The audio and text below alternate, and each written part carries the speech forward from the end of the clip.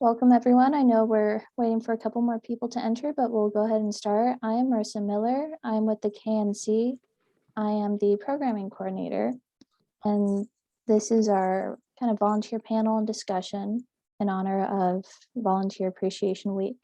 So I'm hoping that we can just have some good discussion and relating experiences as to volunteering and overseeing volunteers and how that's kind of impacted what you do in your work. So I can say that I've had some various experiences as a volunteer with primarily with disability with Special Touch Ministries and Yes Camp from Ability Point in town, also through various college programs of mine where I do both more direct service and indirect service as whether a TA, working in kitchens, in gardens, and daycares. So I've kind of gone a little bit of everywhere and now working in an office. I think those have all definitely impacted my perspective on all the sorts of valid volunteering and all the different ways that people can help in their capacities. So Jenny, do you want to start and kind of give us a kind of bit of a background? My name is Jenny Shipman. I'm a program manager with the Alzheimer's Association. I oversee all care and support volunteers, and I've been doing that for a little over 10 years now. Before that, I was with the community health charities, working with volunteers, and before that, March of Dimes. So I've always worked and seen seen how special volunteers can be for our organizations, and how they're the heart of our organizations, and a lot of our organizations are not able to exist or survive without our volunteers. So that's kind of what I do. Amy, do you want to give us a quick background? Yeah, so Amy Wood, I'm the volunteer coordinator for the Wichita Animal Action League. Our animal rescue is all foster based. So we don't have a brick and mortar type facility. All of our dogs and cats are in the homes of our fosters. Everything we do, we rely on our volunteers. Fosters obviously are volunteers, and then we have non-foster volunteers that help with day-to-day operations. They help work the events that we do. My position is technically a volunteer position as well. It's not paid. We have very few paid people within our organization. So, without the volunteers, we wouldn't be able to, even do the most basic things like going and picking up food donations for the animals and whatnot. So we heavily rely on them to get the job done. Okay. Thank you. Here, is that Jessica or Meg? Sorry. Hey, it's Meg Pearson. Hey, welcome. Do you want to give a quick? It didn't update my name. I'm sorry. There, it should. Oh, okay. Yeah, it did. Great. Welcome. Thank you. Do you want to give a quick kind of background as to what you do? Sure. Okay, so I'm with the Kansas Volunteer Commission, and for those of you who aren't familiar, we are a governor-appointed entity. We have commissioners who are governor-appointed, and they help to identify needs in Kansas around service. So that can be for AmeriCorps service. It can be for volunteers. It can be for mentors. It can be for youth civic engagement opportunities. Those are our 4 pillars. And we're a mighty team of 5 individuals who help to do this work. And we get to use federal funds to do this work across the state by providing mini grants to subgrantees, as well as larger grants, as well as technical assistance and training, and all kinds of wonderful learning opportunities and networking. We also host what we call MOVE meetings, so Managers of Volunteer Engager meetings, and we do them virtually. So if you're interested, we'd love to have you join monthly. It's a great network. So we do a lot of wonderful support for volunteers across the state. I've been with the commission for 2 years. Before this, I was actually the CEO and president of United Way of Franklin County. At the time, we had a volunteer center that was serving approximately 1,000 volunteers a year, which we would place in our member agencies across. We were actually serving Miami County, Anderson County, Lynn County, and we were doing a little bit of outreach to coffee through ECAN, which was one of our member agencies. Then of course, a little, I think, did I say Osage as well? So there was a little bit of outreach going on across many, many, many counties to engage volunteers. And our volunteer center was called the Richard Jackson Volunteer Center. And so I don't know if you have ever met Richard Jackson, but he is an amazing person who actually was a commissioner for the Kansas Volunteer Commission back in the early 2000s. But he also was doing quite a bit of volunteer management support through ECAN in those communities. So when he retired, the center was named after him. So yeah, so I helped to start that. So I've got a ton of volunteer management experience. Great, thanks. Here, Laura, do you want to sort of introduce yourself and your organization? Yeah, hi, my name is Laura Kermer. I'm the Community Engagement Coordinator for Child Advocacy and Parenting Services, or CAP, here in Salina. Part of my duties is volunteer engagement. And so I do our marketing, our outreach, and then also manage volunteers for various fundraising events, as well as just general volunteers, which right now I'm trying to come up with some ideas for more consistent volunteering, because we have a list of volunteers and people who want to give their time to us. But my ideas for how to keep them engaged throughout the year, when I'm like, well, I only need them a few times a year, how do I keep them continuously engaged? It's something I'm hoping to learn today. Thanks. And Jackie, do you want to introduce yourself? Yeah, I'm Jackie Augustine. I'm the executive director for Audubon of Kansas. We have very limited staff, and so we're hoping to engage more volunteers to do some of the really important work doing conservation advocacy for wildlife in Kansas. Right. And we don't have a volunteer program now. We have a few names, but we need to grow that list and grow our coordination. So. Great. Well, see, before I kind of start with general questions, do any of you have advice for, searching for Laura and Jackie, keeping them engaged, or starting that volunteer program?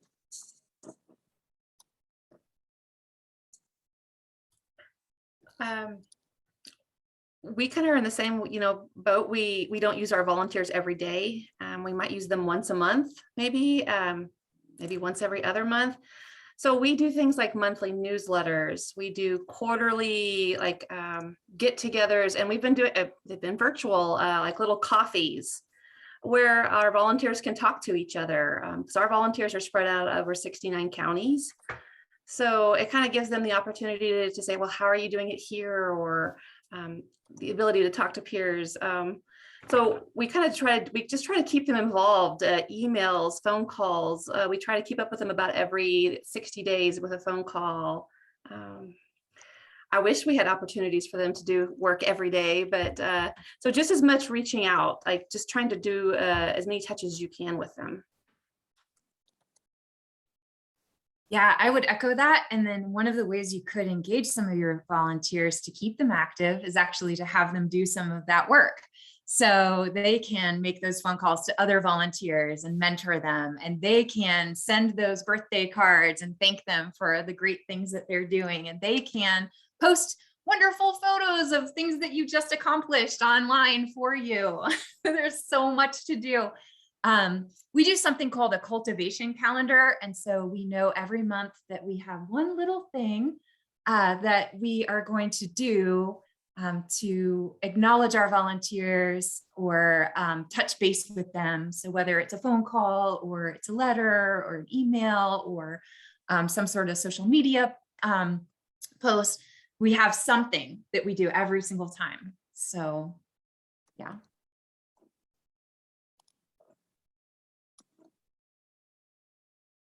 I think one of the things I run into is so we do a newsletter and we do it quarterly. And that's mostly where my list of volunteers works and help hold that, but we've actually drastically cut that down to save on paper and help the environment. Most of our list has gone online. And so they still come in, they help prepare materials for fundraising. But then like, I'll have like high school groups that come to me and they're like, we really want to give you our volunteer time. And I'm like, great. The only thing I have right now is I have like 6 boxes of items that need to be shredded. And then they're like, oh, can we use our time elsewhere? But like with us, like they can't work one-on-one with our families, with our advocacy services. Unfortunately, that's a lot of what they want to do. But that's confidentiality and training can't happen. And so I'm trying to think like, what are the ideas of how can I utilize these volunteers who are coming to me and saying, we want to give you this time. What can you have us do? And I'm trying to get creative, like where am I not utilizing my volunteers and their skills the best, especially when they're young and they have time to give to me.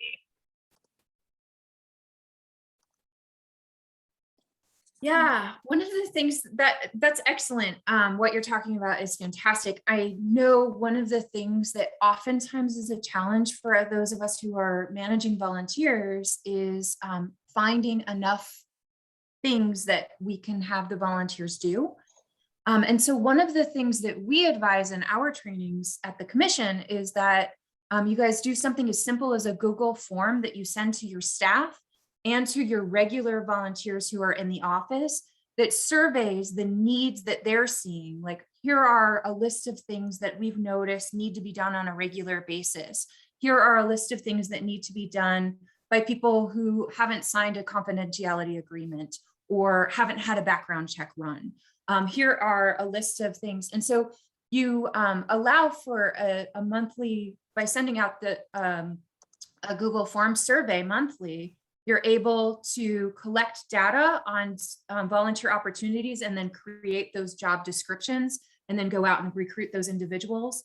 Another thing too is when you're onboarding all of your volunteers, no matter if it's a high schooler or whomever, it's really nice to interview them and get to know them and learn about their skills and their talents, because as you identify their skills and talents and interests, you may be able to place them in other areas to support you in the work that you're doing, and get them really excited and engaged that way, because they'll be really making a meaningful difference then with something that they already feel very confident to, in doing. So that's really fun.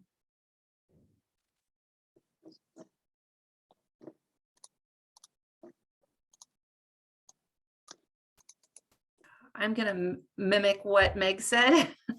But then I understand sometimes you get those calls where it's, I have 5 students next week for 2 hours, and hating to turn those down, or because again, we actually, sometimes those students come back then in college, and then they come back for those other volunteer opportunities. So we're always, I always have things that just, those little tiny things. Like I have 20 students coming in on Friday morning for 2 hours. And so they're making folders, they're putting stickers on folders, they're sorting some things that I might need 2 months down the road. But what can we have them do then I can put it back. So it's, if it's sorting something, if it's preparing for a fundraising event that you have even 3 months down the road, what could be done now? So it's kind of like a lot of little things that will help you out down the road. Because sometimes those are just one-time volunteers and you hate to turn them away because you want them to come in and learn about your organization, because you want them to come back if they need you or if they want to volunteer again.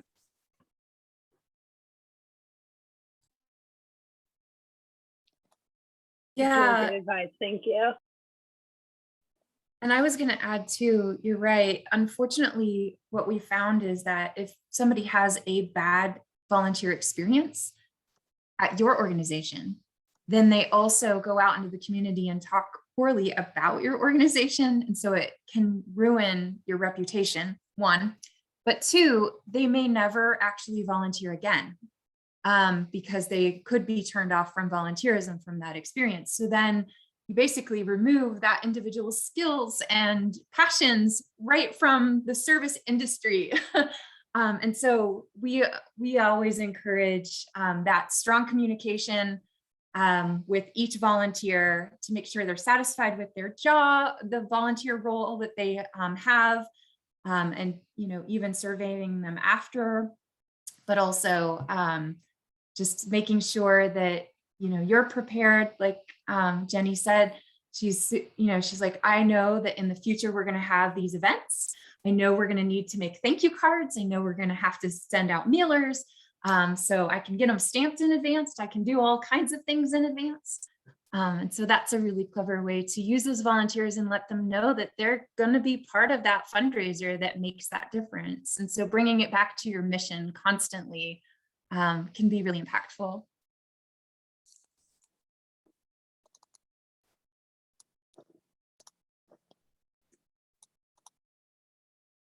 Now, here's a question I might have in regards to, I guess, your organization. For example, I do a lot of like socials and maybe some general research on different events so I can talk more about it. Is that something to where, say you do have a group of high schoolers, that it's not just a one-time thing, but maybe, a semester, a bit brief? You can ask if they'd be interested in researching a certain topic and prepare a bunch of like socials, although, not giving them access to your sites.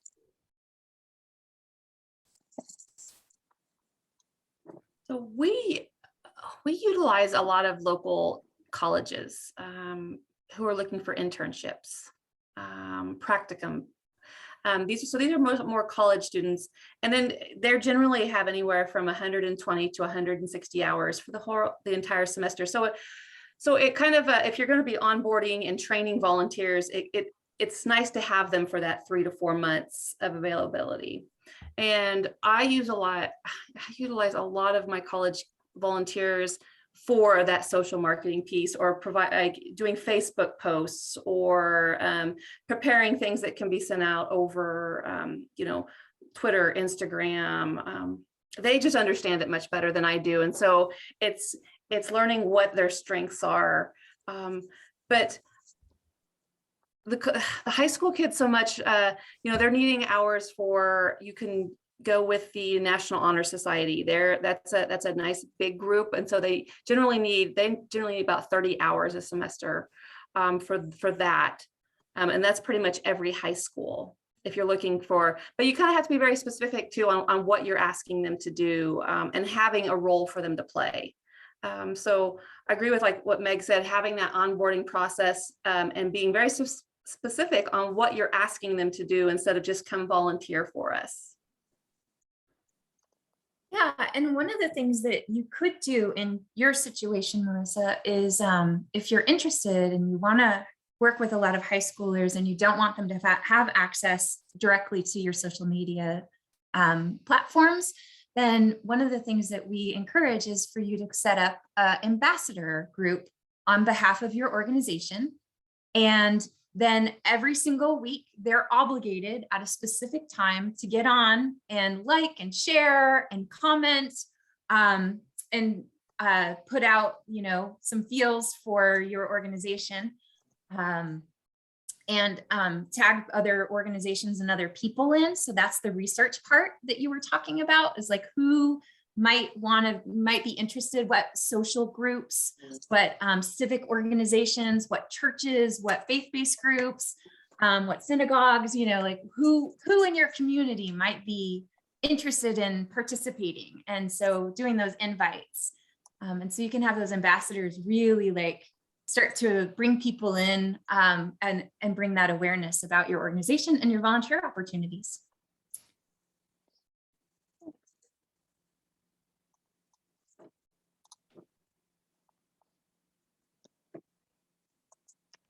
Then I guess you guys have mentioned a bit of this already, but who do you generally see for volunteers? I know some of you have mentioned college, others high school. Is that who you mostly see coming in, or do you also have more those in their adult life and professions already? My volunteer group actually is the Quilting Guild in Salina. So it's a bunch of retired women, because we are a family organization. So it's definitely people who have a very family oriented view, and want to help in any way they can so that we can continue to help the families we're helping strive for a healthier future. So that's actually who a lot of, it's either like my Quilting Guild, who are my most consistent volunteers, or a high school group asking me for volunteer hours. So I would say for us, since you have to be 18 to volunteer or have a parent or guardian with you, we obviously tend to have more of those that are 18 or older. Sometimes we will get some college students that need hours for school, but it seems like a lot of ours are more consistent volunteers are those that are retired. And that tends to be the way it is with some of our fosters as well. They just have more time to give. We do have some, quite a few that are in, I'd say probably their mid-40s that are working, but they're able to help do different activities on the weekends. So with us, it just kind of runs the gamut, but definitely I would say most of them are at least 30 plus as far as their age goes. I would say most of our volunteers are someone who's been touched by our mission. Someone who has a connection to the cause, whatever your cause is.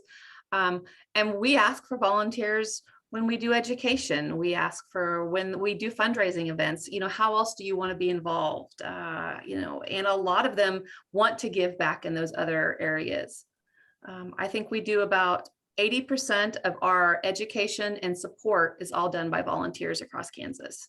So we really push at that. But again, on that specific type of volunteer, we're very specific on the interview, on the onboarding process, on making sure that they're getting everything out of being a volunteer that they want to get, and that they're a good volunteer for us as well. So we've really expanded our volunteer program over the last probably 4 years, going from 100% staff led to 80% volunteer led in that time. So when you give a presentation and you say we need volunteers, what does that look like? Are you saying we need volunteers for this specific thing, and then you get their email, or how do you go from being at a place in front of people saying you need volunteers to get them actually to come and do things? We kind of almost like a call to action.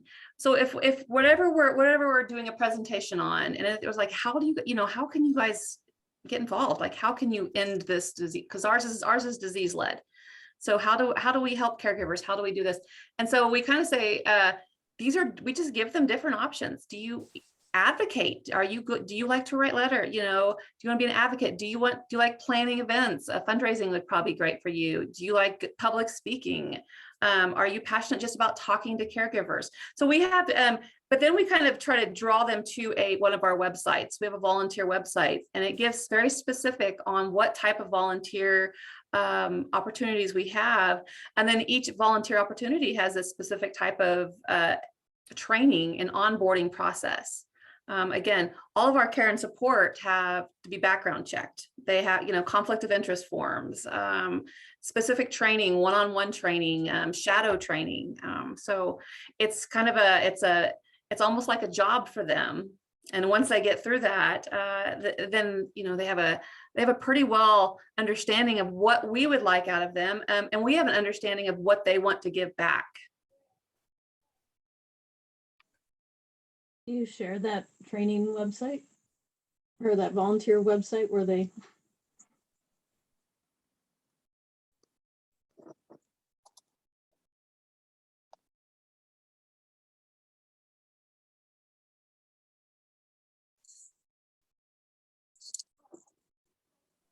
So I'll just add on to that a little. So we do what we call point of entry presentations. And what they are is it's an introduction of some of the key members who are staff, some of maybe your board who are volunteers. We definitely talk about the mission and our vision and where we'd like to take the organization. And then we say, okay, so that's where we're going. How can you contribute, right? And so then we list off some things that we know some individuals are doing successfully as volunteers. So we give those, tangible examples. It's very helpful. But in the meantime, so for my volunteer center, when I was with United Way, we actually had an app, and we would have people download the app and sign up for volunteer opportunities right there. Back before the app, we actually had a clipboard, and we would take emails, and we take their first and last name, and then we'd email them right after the presentation, and we'd be like, hey, I got your email, and here are a list of things that we have up and coming for volunteering. And so those are, depending on what your technology abilities are, those are a couple of different ways to handle that. The other thing that I'll point out is our partner, which is called Volunteer Kansas, and it's volunteerkansas.org. They are so wonderful, and they actually are a volunteer center for the entire state, which means that you can post your volunteer opportunities up on this particular website and get them out there. And then you can have your ambassadors, social media, all of those opportunities. And so, so that's one of the reasons why we encourage that ambassador group. So, and by the way, speaking of the diversity of your volunteers, one of the things that you want to be doing is certainly thinking about, okay, so if you have ambassadors who are high schoolers, and ambassadors who are college students, and ambassadors who are going to be in their so you've got Gen X and Gen Z and Gen Y, and then Zoomers and boomers. And so kind of like taking a look at all of those demographics for your area. And you really want to look at your demographics in general. Like the census is they've released all of the information. You should probably check it out. And you should see and try to strive to make sure that your volunteers reflect your community according to your census data. And so that's a thing that you should also be striving to do. But when you select your ambassadors and you have people apply for those volunteer roles, you want them to reflect your community, and you want them to promote you. And that way you're touching lots and lots of people in your entire area. And they all bring their unique voice, and they help to recruit more people.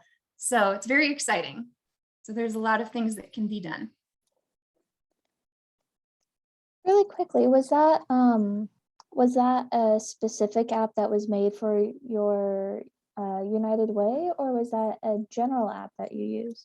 So most United Ways in the state of Kansas are using a volunteer tracking program, and it's called Digital Galaxy.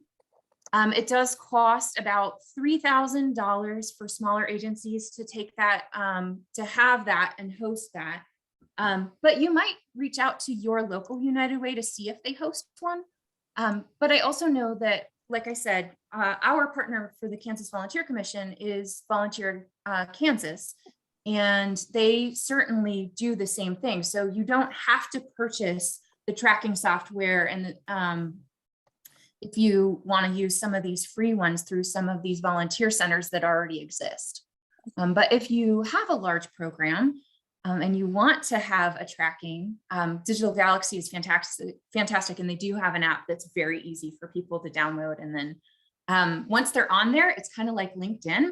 Like you put in your profile and all of your skills and all of your talents and all your passions, and then it has an algorithm that does a search, and it helps to find all the different volunteer opportunities that match you. And then it emails you and it says, hey, there's a volunteer opportunity. I see you've got this skill set. Are you in? And so it's pretty fun, very easy to use, super friendly.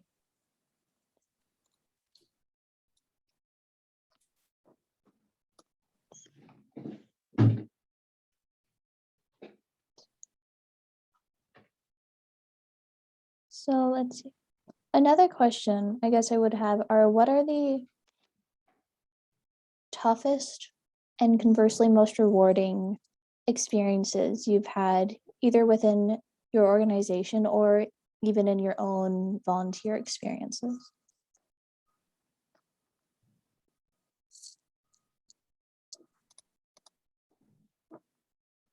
say our biggest challenge over the last 5 years has been COVID. Uh, we went in the fall of 2019, we had trained like 13 new community educators across the state and 24 new support group facilitators. And they were ready to start new groups and in-person education, in the spring of 2020. And we probably lost about 80% of those volunteers because they were not wanting to do things virtually. They were wanting to be in person. And so I think a challenge now for a lot of organizations is taking those volunteers who have been doing things virtually over the last 2 years and then slowly getting them back into doing in-person events. And a lot of them haven't done in-person events. They've done just virtual events. So that's probably one of our biggest challenges right now is really working with those volunteers who just now want to do virtual and not in person. And bringing back the other ones who want to do in person. So it's a lot of give and take on that virtual. And because we see a huge benefit of virtual still. Virtual support groups, virtual education for individuals who can't drive to a center, or there isn't the capability to have all of these support groups everywhere placed in Kansas. So we're going to keep the virtual options as well. So now it's a balance between virtual and in person. I think with us, a lot of our challenges are we tend to get the same volunteers helping. I don't know what like 80% of your work is done by 20% of the same volunteers. And how we work, we have several private Facebook groups. We have one for the fosters, one for the volunteers, and then we have a handful of others. So when we have opportunities, we will post in our volunteer Facebook group and basically say who can do this. If it's an event that we know is coming up, like we're at Petco the second Saturday of every month, we can create an event within that group. But a lot of times stuff comes up spur of the moment. It's just the nature of the beast. And so our assistant to the director will post and say, hey, we need, this done, by the end of the day, who can do it? And a lot of times, it will tend to be the retired ones because they're home and they're on the computer, just looking for stuff to do, and they'll snap up on it and go. And because of COVID, a lot of our stuff changed. We weren't out in the public as much. We had an adoption center at Town West that was open every Saturday. It's still closed. We just couldn't social distance enough in there. So that took away a lot of time that our fosters and volunteers could kind of socialize and get to know each other as they're trying to get their animal adopted. So that's made things kind of interesting. And it also took away opportunities. But because of COVID, we weren't requiring volunteers to work, a certain amount of time.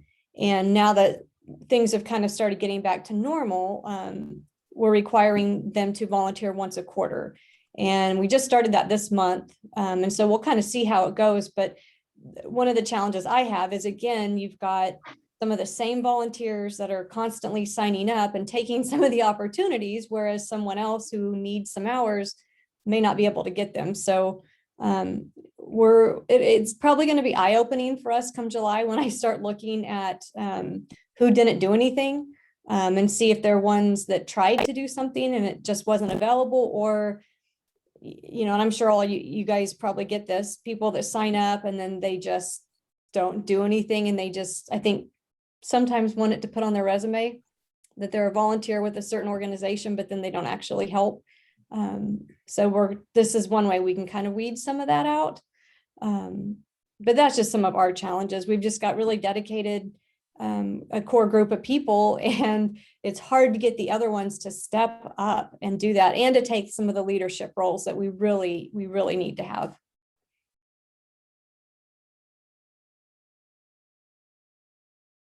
So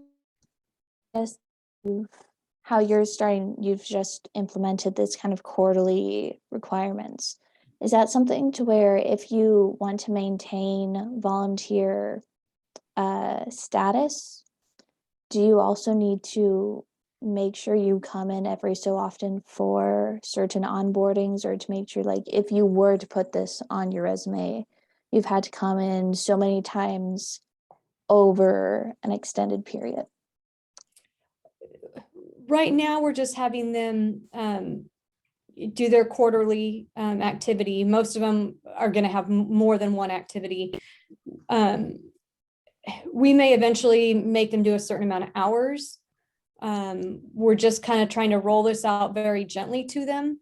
And also it gives us a chance to tweak it, because my biggest fear is that maybe we haven't had enough opportunities, and we'll see that at the end of this first quarter. If I have a long list of volunteers that didn't do anything, then we really need to reevaluate, find other things we can be utilizing them for, that, we just need to think outside the box on. And we're starting to do that a little bit more. Simple things like we do bitchy bingo about once a quarter downtown at one of the local bars, and we started doing a bake sale. And it was just time consuming for either myself or the director's assistant to try to coordinate all that, to get the fosters and the volunteers to bake the items. So I said, let's just have a bake sale coordinator. So we put a fun little title on it and we assigned it to one of the volunteers. And so I think there's a lot of little things like that that we can be looking at. We've got some of the local food banks that we also provide pet food for, because that was one of the things that we saw during COVID, was people were giving up their pets because they couldn't feed them. And we did not want that to happen. So we started giving food to some of these food banks. And so we have a couple of volunteers that have ownership now of some of those particular food banks, that they know that is theirs. They work with the individual there, make sure that they're stocked up on pet food. And so we're kind of, we have a community pet food bank coordinator now. And so we're trying to do some of these little things, give them more leadership and ownership roles as well. Right.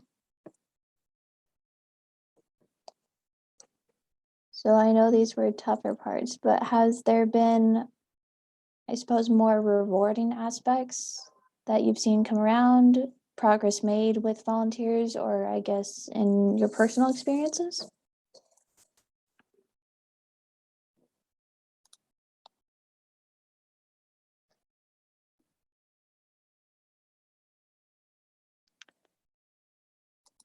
It's just, Again, with COVID, we learned that we have a virtual option. It was always there. I just don't think we used it before. I don't think our volunteers used it. And so we learned we were able to expand our reach to areas that that we just can't get to. Again, if you have 69 counties, we just can't get to every 69 counties, but we can get there through a video. So I guess for us, it was a learning opportunity, which we will always keep then. We'll keep that virtual option. So I guess that was the only positive, I guess a good positive thing that came out of COVID, is that we learned to use some of the technology that was always available. We hadn't used it. it's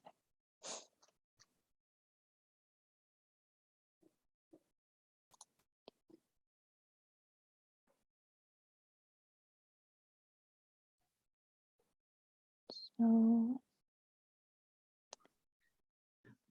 Marissa, this is Sarah, and I apologize. I was late getting on. So if you've covered this, I understand, but may I throw out a question? sure. Okay, so again, panel leaders, I apologize if you've answered this, don't do it again, but I'm interested in, and I caught a little bit about this in terms of giving volunteers more oversight and responsibility.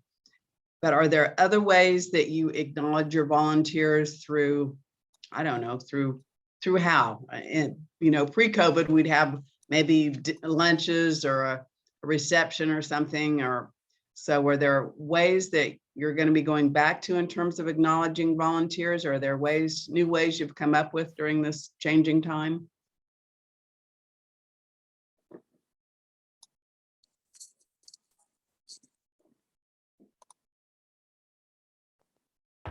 you know, we take advantage of the social media, using Facebook, Twitter, Instagram, where we acknowledge our volunteers year round, not just during the week of, you know, of the Volunteer Appreciation Week. So, and then, Sarah, I think we do things like, we do quarterly get-togethers, like, you know, coffee with a volunteer, you know, kind of a coffee with a volunteer. And we've been doing those virtually now. And we found that our volunteers like to do them virtually, instead of having to get in and drive down to the office. And when you cover a larger area, you can reach more of them. So we'll continue with our virtual coffees, and we do those quarterly. We do a weekly news or a monthly newsletter where we highlight a volunteer each month, with different opportunities. We do peer groups too. So our new volunteers are kind of sometimes paired up with an older volunteer so that they have someone to ask questions to, you know, to run new strategies by. So I really like how, you know, Amy said, you know, you give the volunteers more leadership opportunities. I feel like if they feel like they're needed and, you know, and doing something important, I feel like it helps to keep that volunteer engaged. So That makes sense. Thank you.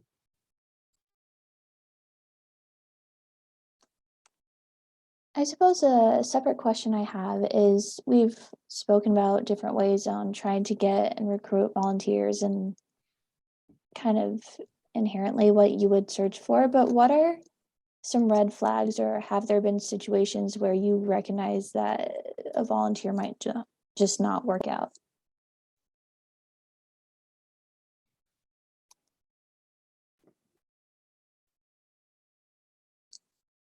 Well, one of the things that I think everybody is saying here is that it's always wonderful, and it definitely enhances the experience of a volunteer if you treat a volunteer as if they are part of your organization, as in providing human resources type support to them.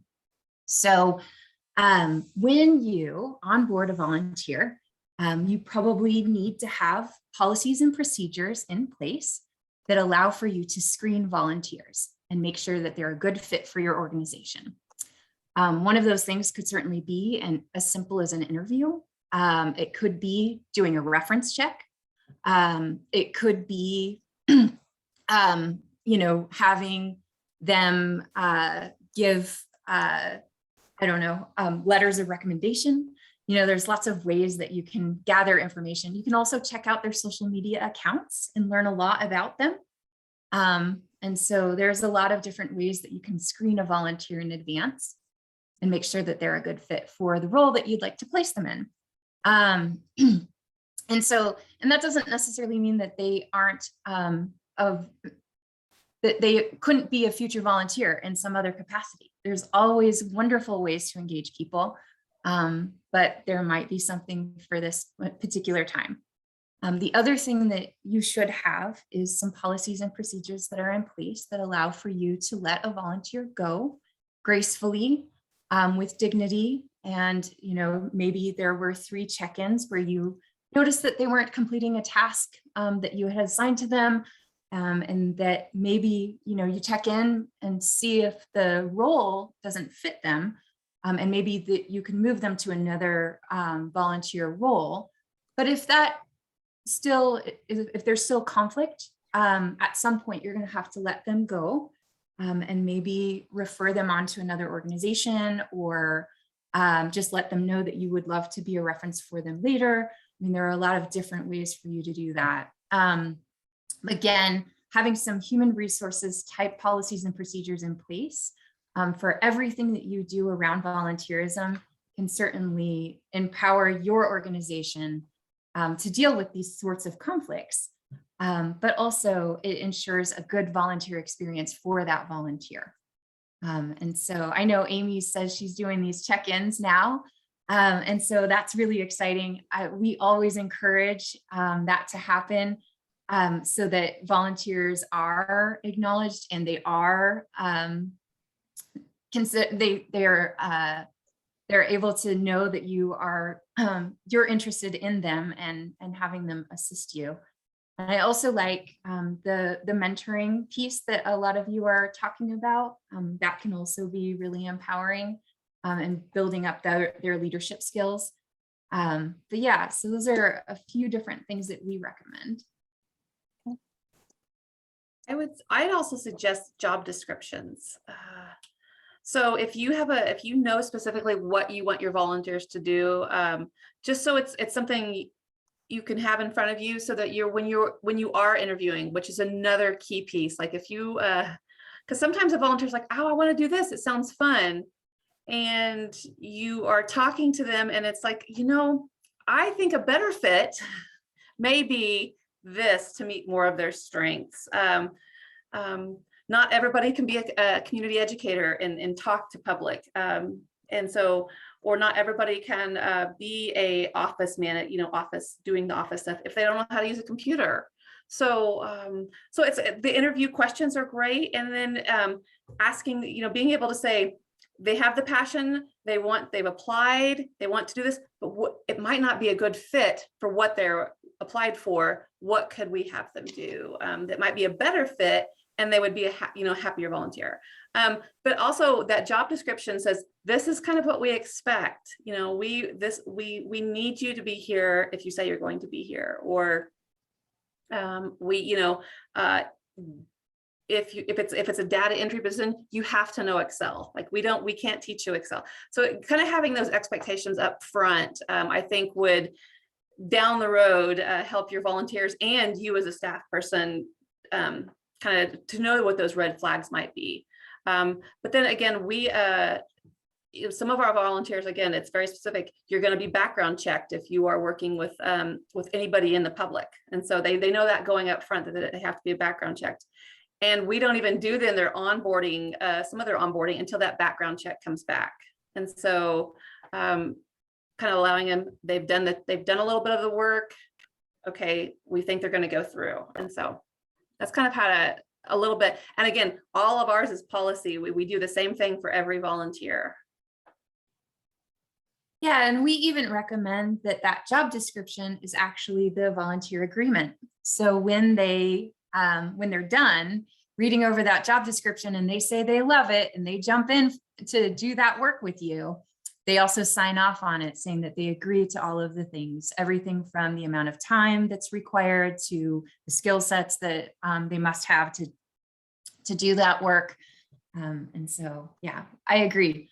Job descriptions are the start. And that's what I was suggesting too, about creating like that Google survey that goes out to your volunteers and your staff to ask what sort of volunteer roles could enhance your organization.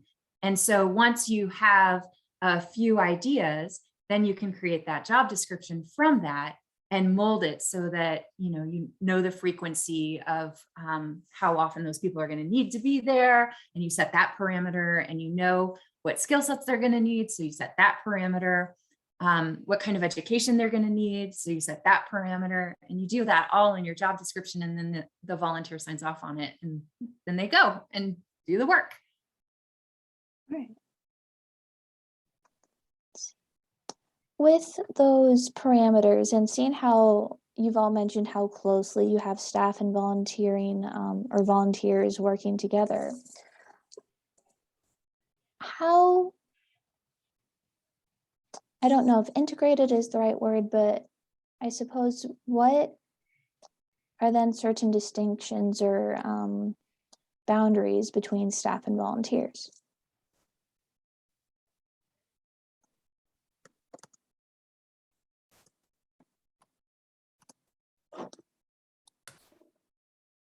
Well, the first one is that the folks who are volunteering they're donating their time. And so you're right, it is ideal to do things like onboard them very similarly to the way that you would a staff member by providing training, by making sure that you take them through some sort of interview process if it's going to be a long-term volunteer. But I think one of the things that happens is that you probably need to set policies and procedures up with your organization that distinctly say, this is the role of staff members and they will be paid for this time frame. And then this is the role for the volunteers and this is what they will do as well. And you can set it up so that your staff are managing those volunteers or supporting those volunteers or working alongside of them.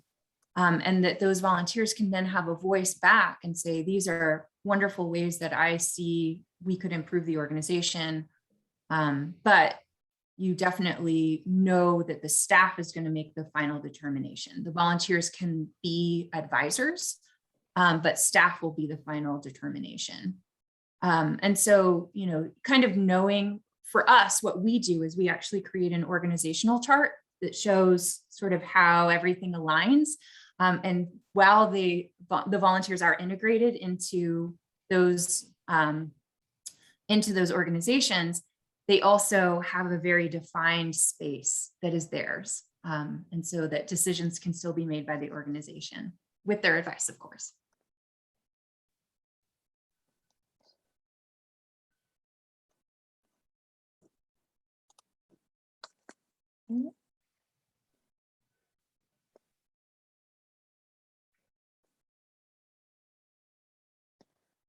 All right, so thank you for that. Are there any other questions or recommendations or things to keep in mind from anyone? Meg, I just wanted to follow up. I'm trying to visual your org chart. I think that's a wonderful idea. I've not seen that. So where would the volunteers be, please? Yeah, so I actually encourage people to put the organizational chart in the volunteer handbook that you provide to your volunteers. And so like when I ran United Way, I would be me, I was the CEO, and then under me was my volunteer manager. And then under her were the volunteers. And one of the things that I really enjoyed was the fact that for the most part, she was leading a lot of educational initiatives. And there were individuals who would come in and they were like passionate about fundraising, or maybe they were excellent grant writers, or maybe they were exceptional editors. And so they had all these wonderful skill sets that weren't necessarily going to be used in the way that she was conducting her volunteer programs. Mhm. And so they would look at that org chart and they would be like, oh, I should talk to the CEO. She's the one who's doing the development director, like all the fundraising. And I'm into that. So I want to be part of that. So because of that, it opened conversations and they could come out and be like, hey, I see that you're in this specific role and I really would like to support you in that. How can I help? Right. And so having that organizational chart was really nice. And just sort of, you know, and a lot of times because nonprofits have high turnover for staff sometimes, unless you're really lucky, what I would do is I actually just had the titles for those volunteer roles. I had the titles for the individual who was overseeing said role or mentoring said role. And so I didn't actually put names there, but I would give contact information for staff and board. So as well as part of my organizational or my handbook, my volunteer handbook. So. Okay, very interesting. Thank you. Yeah.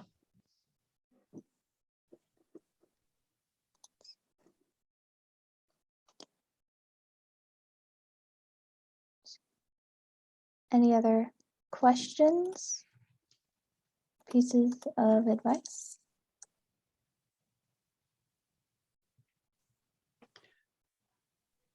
And again, I know I was late, but are you all working with every age of volunteers, or do you have a certain age for someone to volunteer? Marissa, you're nodding. Was that already covered? Because I don't want to make them go back. Okay, never mind. I'll watch the tape. Thanks.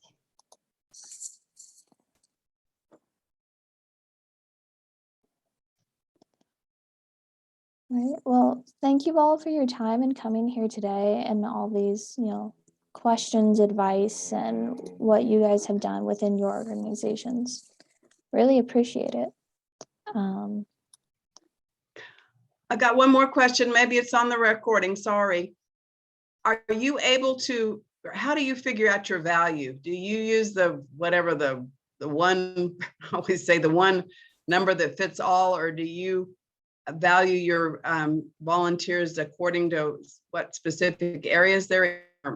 How do you record it and how do you share it with your other folks?